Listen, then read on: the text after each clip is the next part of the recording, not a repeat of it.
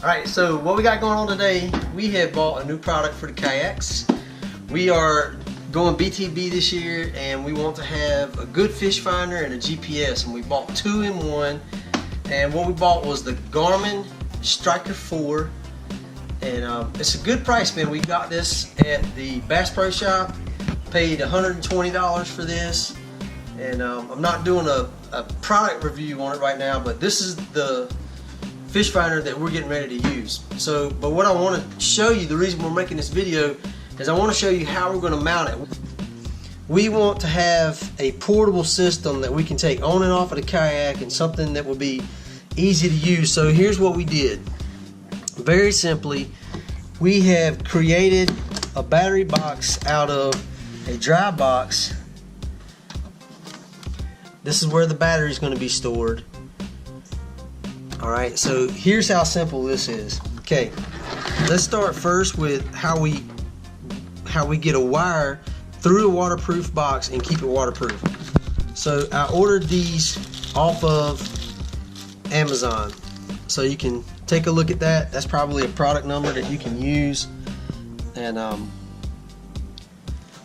And what these are waterproof grommets that are made for, the perfect size for any transducer wire or your power wire.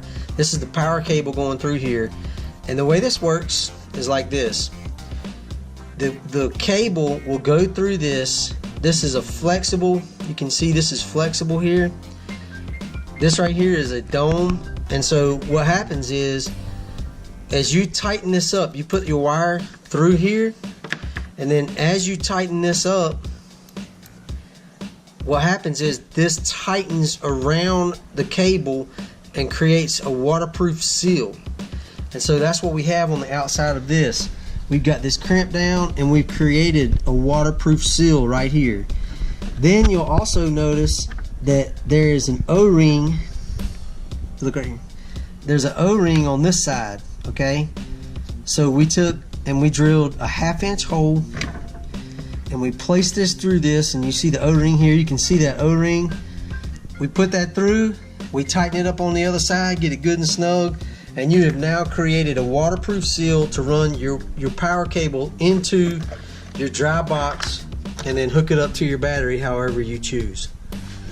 Alright, so from this point, the next thing we do is we had to figure out how we wanted to mount this. We wanted to mount it to the lid. We also wanted it to where when the fish finder is mounted, we wanted the cable to not bind up. You know, that's the reason we put it on the same side as the hinge. And so what we did was we mounted the base.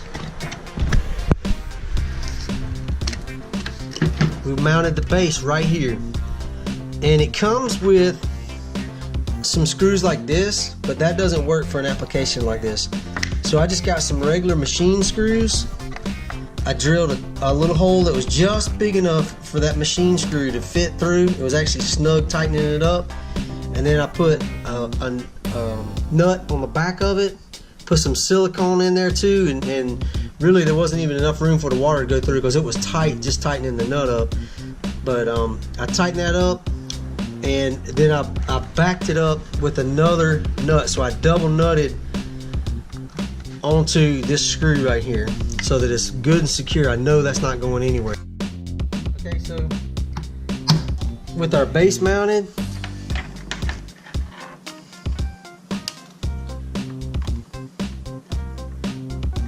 got the wire hooked up with that base mounted, I can either put my box this way facing me, or I can turn it just like this, and I can have it facing me this direction. So this is a simple way to have a waterproof box. This is just actually it's a pretty inexpensive box. It's made by Outdoor Products. And the battery, you can see the battery that I'm using right here.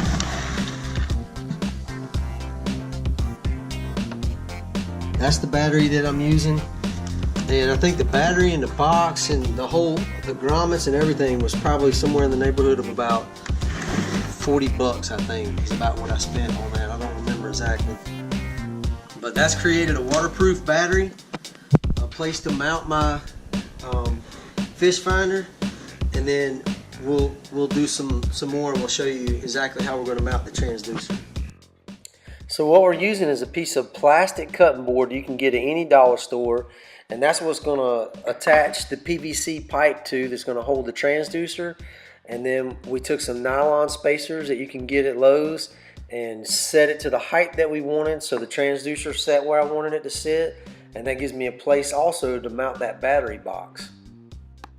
If you look closely at the PVC pipe, all I used was a T-fitting with a cap on one end of that T, and then I used a coupling that has a female thread on one side and slip on the other to attach to the T, and then I used another coupling that has male thread, and then all I did was screw those together in between the cutting board, and that's what holds that whole piece of PVC nice and sturdy.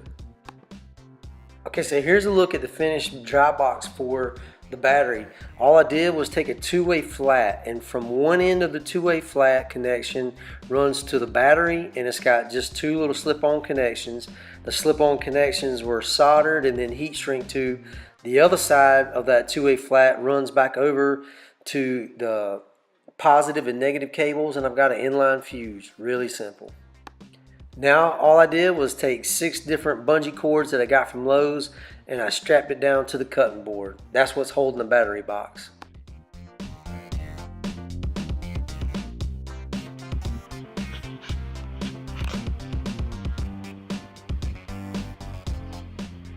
Alright, so right there is my point of attachment for the bungee cords, and you can see they go through and they tie off on the underside, and that really holds that box really well.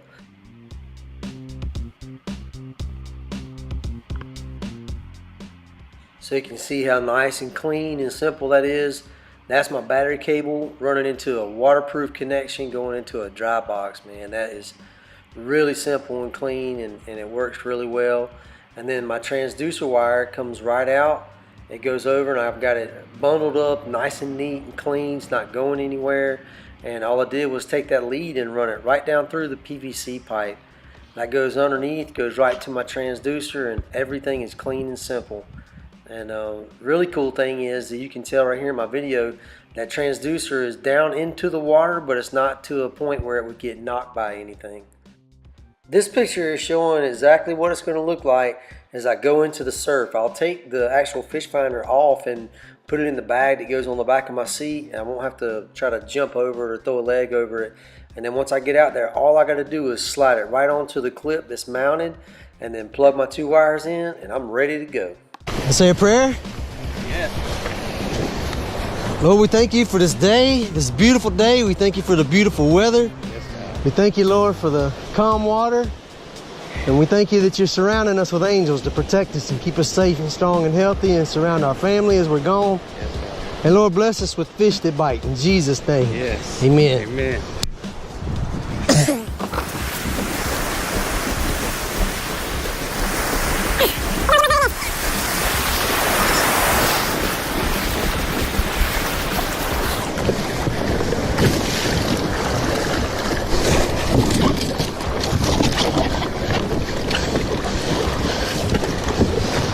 Alright, I hope this video helped you guys. You know, please, if you've got something to add to it, go ahead and put some comments down there. We appreciate anything that you've got to say about what we've done and how we did this. And don't forget to hit the like. Don't forget to hit the subscribe. And as always, God bless you.